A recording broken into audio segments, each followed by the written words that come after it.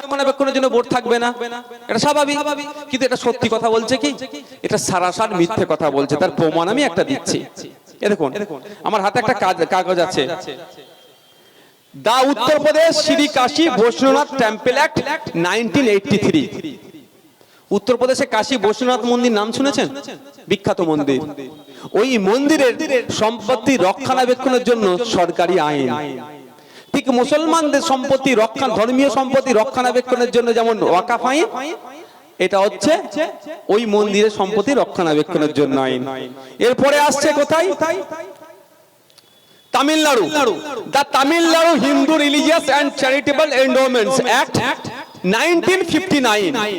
1959 সালে তামিলনাড়ুতে তৈরি হয়েছে তামিলনাড়ু হিন্দু ধর্মের যে ধর্মীয় সম্পত্তি এবং চ্যারিটেবল এন্ডোমেন্টস যেটা আছে হিন্দু ধর্মের রক্ষণাবেক্ষণের আইন। তাহলে যে বলছে মিথ্যে কথা বলছে না? আচ্ছা দেখাচ্ছি। তারপরে কোথায়? কর্ণাটকাতে একই ভাবে সারা রাজ্যে, সারা দেশে, অন্ধ্রপ্রদেশে ধর্মীয় সম্পত্তি রক্ষণাবেক্ষণের জন্য হিন্দু ভাইদের আলাদা আলাদা আইন আছে, মুসলমান ভাইদের আইন আছে, শিখ ভাইদের আইন আছে, পার্সি ভাইদের আইন আছে, এবং আপনার কি বলে, এই তো বলছি, the Parsi public trust registration act 1963। 1936 সালে Parsi public trust registration act তৈরি হয়েছে। কেন তৈরি হয়েছে? এর কাজ কি? এর কাজটা কি? পার্সি ভাইদের যে ধর্মীয় সম্পত্তি রক্ষণাবেক্ষণ তার মাধ্যমে হবে, আইনের মাধ্যমে। Sikh endowments or Sikh gurdwaras and religious endowment act 1973। 1973 সালে শিখেদের যত গুরুদ্বারা সম্পত্তি আছে সেটা রক্ষণাবেক্ষণ কিভাবে করা যাবে তার আইন তৈরি হয়েছে। আইনে এখানে পুরো পয়েন্টস দেয়া আছে, কি কি তারা করতে পারবে না পারবে, টোটাল পয়েন্টস দেয়া আছে। চাইলে আমি শেয়ার করতে পারি আপনাদের কাছে, মানে বুঝতে পারছেন? তাহলে হিন্দু ভাইদের টেম্পল অ্যাক্ট, শিখ ভাইদের Gurudwara and religious endowment act যেটা আছে, মুসলমানদের ওয়াকাফ অ্যাক্ট, সব ধর্মের মানুষের তার ধর্মীয় সম্পত্তি রক্ষণাবেক্ষণের জন্য কি আছে? আলাদা আলাদা আইন আছে। তাহলে বিজেপি যে মিথ্যাচার করছে, আমার এলাকার আমার হিন্দু ভাই যার সাথে আমি দীর্ঘদিন বসবাস করছি তার মনের মধ্যে যে পাপ ঢুকিয়ে দেওয়ার চেষ্টা করছে, তাহলে আজকের পর থেকে সেগুলো আমরা দায়িত্ব নিয়ে একটু কমাবো তো নাকি? আমার হিন্দু ভাইকে বলবে, এ তো আমার বিশ্বজিৎ দা বসে আছে, বিশ্বজিৎ দা বিখ্যাত এক মন্দিরের নাম বলো, তিরুপতি বালাজি মন্দিরের কথা বললো। এই তিরুপতি বালাজি মন্দিরে আইন আছে, সে আইনে বলা আছে অহিন্দু কেউ এই মন্দিরের কমিটির মধ্যে থাকতে পারবে না। কি ভুল বলেছে নাকি? আপনার কি মনে হয় ভুল বলেছে? একটু ভুল বলেনি। কেন ঠিক বলেছে সেটাও আপনাদের একটু জানতে হবে। দ্য রিলিজিয়াস এন্ডোমেন্ট অ্যাক্ট 1863 সালে তৈরি হয়েছে। ধর্মীয় যে রিলিজিয়াস এন্ডোমেন্ট অ্যাক্ট কিভাবে পরিচালনা করা যাবে 1863 সালে তৈরি হয়েছে। সেই অ্যাক্টের মধ্যে এই ধরনের, আমি সারমর্ম বলছি, member should be from same religion and not different. সেই আইনকে সামনে রেখে তিরুপতি মন্দিরের যে রক্ষণাবেক্ষণের দায়িত্বে যারা থাকবে অহিন্দু কেউ হতে পারবে না। যেমন আমাদের এখন খুব চর্চা হচ্ছে আপনার জগন্নাথ মন্দির নিয়ে খুব চর্চা হচ্ছে।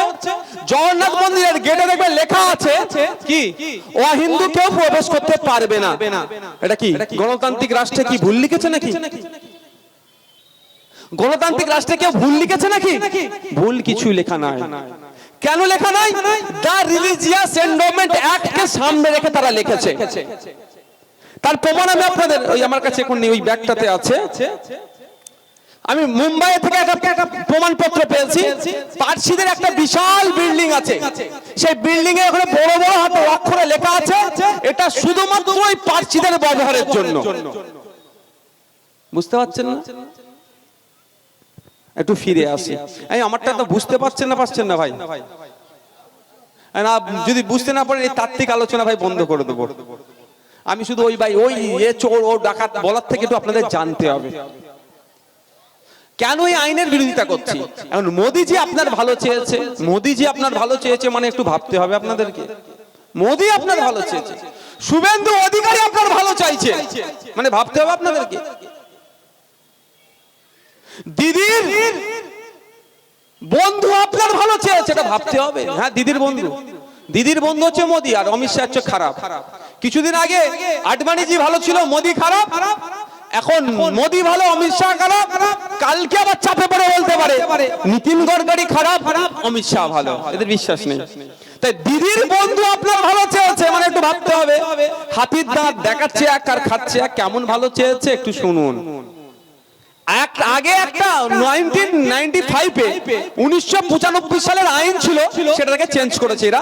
1995 সালের আইনে বলা ছিল ওয়াকফ সম্পত্তি নিয়ে কেউ দুর্নীতি করলে তাকে 2 বছরে জেলে রাখা হবে। আর মোদি আপনার ভালো চেয়ে ওইটা 2 বছরের জেলটা সরিয়ে 1.5 বছর হাঁটিয়ে দিয়ে মাত্র 6 মাস জেল করছে। মানে কি, যত পারিস তোরা ওয়াকফ সম্পত্তি লুটে নিয়ে 6 মাস জেল খাটার পরে কি সম্পত্তি। বুঝতে পারছেন? এই ভালো, কেমন ভালো চেয়েছে মোদিজি আপনাদের জন্য একটু জানতে হবে। আগে ছিল ওয়াকফ সম্পত্তি থেকে যে রেভিনিউ আসবে, মোতাওয়াল্লির মাধ্যমে যে ওয়াকফ সম্পত্তি রক্ষণাবেক্ষণ হবে, যে রেভিনিউ আসবে তার 7% ওয়াকফ বোর্ডে জমা দিতে হবে। সেই 7% গুলো জমা হয়ে ওয়াকফ বোর্ড বিধবাদের ভাতা, মহিলাদের বিবাহের জন্য খরচ, যদি এরা সব লুটে খেয়েছে, এরা দেয়নি, আমি বলছি অন ক্যামেরা বলছি, এরা লুটেছে। ছেলেদের পড়াশোনার জন্য স্কলারশিপ এইগুলো দেবে। মোদি এত ভালো চেয়েছে আপনাদের জন্য 7%টা কমিয়ে 5% করে দিয়েছে। মানে বিধবাদের ভাতা, পড়াশোনার জন্য খরচ, বিবাহের জন্য খরচ, যত বেশি টাকা থাকবে ফান্ডে তত বেশি খরচ করবে। তো এ আপনার ভালো চাইছে, কিন্তু বলছে ফান্ড কমিয়ে দাও, পার্সেন্টেজ কমিয়ে দাও। মোদিজির তো 14% বলা দরকার ছিল ভাই। যে টাকা ইনকাম হবে তার 14% ওয়াকফ বোর্ডে জমা দিতে হবে, এটা বলা দরকার ছিল তো ভাই। করেন, এটা আপনার ভালো চেয়েছে। কি ভালো চেয়েছে মোদিজি আপনার একটু জানতে হবে। অনেক ভালো চেয়েছে, সময় স্বল্প ভাই। আপনার লিমিটেশন অ্যাক্ট, কি লিমিটেশন অ্যাক্ট? অর্ডিনারি একটা আইন আছে, এই জায়গাটার মালিক কেউ আছে তো ভাই? এই জায়গায় যদি দাঁড়া বিশ্বজিৎ মালিক, আমি যদি 12 বছর ধরে এখানে মোটামুটি থাকি, বিশ্বজিৎ খাতায় কলমে মালিক হলো, আমি কিন্তু সত্তার মালিক হয়ে গেলাম, বিশ্বজিৎ আমাকে তুলতে পারবে না। এই আইন হচ্ছে লিমিটেশন অ্যাক্টের মধ্যে পড়ছে। তো এতদিন পর্যন্ত মন্দিরের কোন সম্পত্তিতে কেউ 12 বছর কেন, যদি 2200 বছর বসবাস করে সে তার ওই সত্তার মালিক হতে পারতো না। এতদিন আইন ছিল ওয়াকফ সম্পত্তিতে কেউ যদি 12 বছর কেন, যদি 40 বছর বসে থাকে সে তার সত্তার মালিক হতে পারবে না।